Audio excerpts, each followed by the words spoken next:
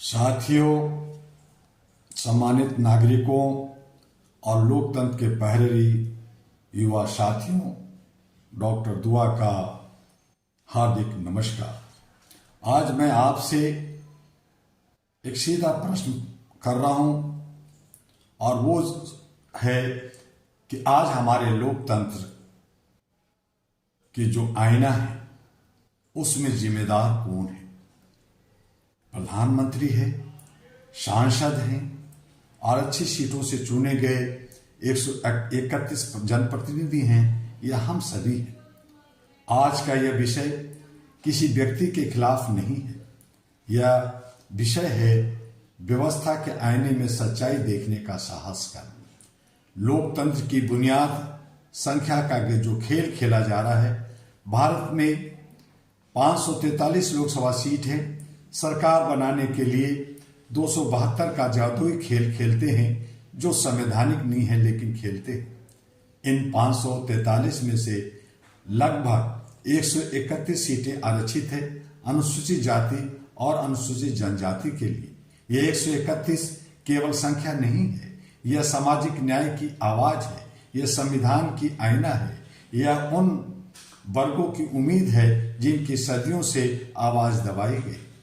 और मैं पूछता हूं, जब राष्ट्रीय स्तर पर बड़े फैसले होते हैं, जब मानवाधिकार पर प्रश्न उठते हैं, जब संवैधानिक मूल्यों की समीक्षा होती है, तो ये 131 आवाजें कितनी मुखर होती है और बाकी जो 412 हैं वो क्यों खामोश रहती हैं, इक्के दुक्के थोड़ा सा उछल कूद कर लेते।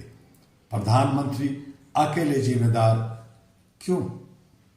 हम हर समस्या पर कहते हैं प्रधानमंत्री जिम्मेदार है, पर प्रधानमंत्री बनाता कौन है? जनता सांसद चुनती है, सांसद बहुमत बनाते हैं और बहुमत का नेता प्रधानमंत्री बनता है। तो हम जब केवल एक चेहरे को दोष देते हैं, क्या हम लोकतंत्र की संरचना को नजरअंदाज नहीं कर रहे हैं? यदि प्रधानमंत्री गलत नीति अपनाते हैं तो क्या 272 हाथ समर्थन में उठाने वाले निर्दोष हैं? खामोशी की राजनीति। लोकतंत्र में सबसे खतरनाक चीज तानाशाही नहीं है, खामोशी है।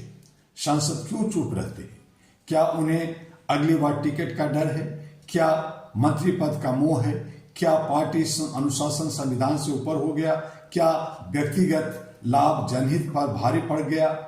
जब संसद में मौन छा जाता है तो लोकतंत्र कमजोर हो जाता है।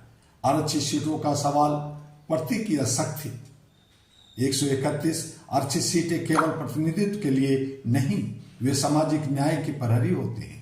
पर जब वे भी पार्टी लाइन में खड़े होकर चुप रह जाते हैं तो सवाल उठता है, क्या प्रतिनिधित्व केवल चुनाव जीतना है या अन्याय के विरुद्ध खड़ा होना भी? जो सुदूर क्षेत्रों से, गांव देहात से आते हैं, जो वंचित वर्गों की बात करते हैं, यदि वे भी सत्ता की सुविधा में समा जाए तो फिर जनता किसके उम्मीद लगाए? जनता क्या हम निर्दोष हैं? मेरे भाइयों और बहनों, धरना देना आसान है, प्रधानमंत्री को कोसना भी आसान है, सोशल मीडिया पर आक्रोश दिखाना भी आसान है। फिर क्या हमने अपने संसद से पूछा? आपने संसद में कितनी बार आवाज उठाई? आपने कितनी बार अपनी ही सरकार का विरोध किया? आपने अपने क्षेत्र के मुद्दे राष्ट्रीय स्तर पर कितनी बार रखे? यदि हम केवल चेहरे देखकर वोट देंगे, जातीय भावनाओं पर वोट देंगे और फिर परिणाम पर विलाप करेंगे तो जिम्मेदारी हमारी भी है। लोकतंत्र में नागरिक दर्शक नहीं, निर्णायक होता है। एरा का स्पष्ट दृष्टिकोण है। एरा ग्लोबल स्पष्ट रूप से मानता है सत्ता की आलोचना राष्ट्र विरोधी नहीं है। सत्ता की निष्ठा पहले संविधान और मानवाधिकारों से होनी चाहिए। प्रधानमंत्री की जवाबदेही आवश्यक है। जनता की जागरूकता लोकतंत्र की रीढ़ है। हम व्यक्ति पूजा के विरुद्ध हैं, हम व्यवस्था की जवाबदेही के पक्षधर हैं। हम मानव गरिमा को सर्वोच्च मानते हैं। जिम्मेदारी की स्पष्ट रेखा होनी चाहिए। आज मैं स्पष्ट करता हूं, यदि प्रधानमंत्री गलत है वे जिम्मेदार हैं। यदि सांसद समर्थन देकर चुप रहते हैं वो भी जिम्मेदार हैं।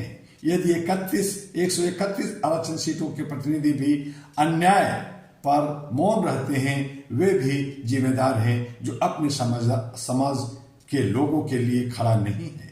यदि जनता प्रश्न नहीं पूछती, वह भी जिम्मेदार है। लोकतंत्र में दोष एकल नहीं होता, सामूहिक होता है। और असली क्रांति क्या है? क्रांति पत्थर नहीं है, क्रांति आगजनी नहीं है, क्रांति गाली नहीं है, क्रांति है संविधान पढ़ना, प्रश्न पूछना, जवाबदेही मांगना, मानवाधिकारों की रक्षा करना। जब नागरिक जागेगा तो संसद बोलेगा, जब संसद बोलेगा तो प्रधानमंत्री संतुलित होगा। लोकतंत्र का आईना आज मैं आपसे कहता हूं, प्रधानमंत्री को दोष देने से पहले अपने संसद से प्रश्न पूछिए, उसको घेरिए, उससे कहिए कि अगर प्रधानमंत्री गलत कर रहा है, देश गलत जा रहा है, आंदोलन हो रहा है, जनता आवाज दे रही है, तो आप समर्थन वापस लीजिए। संसद से प्रश्न पूछने से पहले अपने वोट पर विचार कीजिए। लोकतंत्र की ताकत कुर्सी में नहीं, जनता की चेतना में है। यदि हम सब जिम्मेदारी स्वीकार करें तो लोकतंत्र मजबूत होगा। यदि हम सब खामोश रहे तो इतिहास भी खामोश नहीं रहेगा।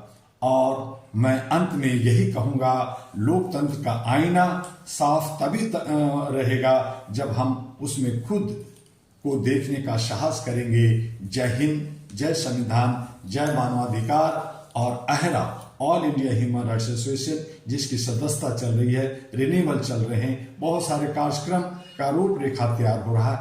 आइए आप भी इसका हिस्सेदार बनिए, भागीदार बनिए और आगे बढ़िए। भारत के 36 राज्यों में और विश्व के तमाम कोनों में अहरा आपको HRTV के माध्यम से और AG अहरा ग्लोबल के माध्यम से और ahraglobal.org के माध्यम से और तमाम सोशल मीडिया पर आपको अहरा देखने को मिलेगा।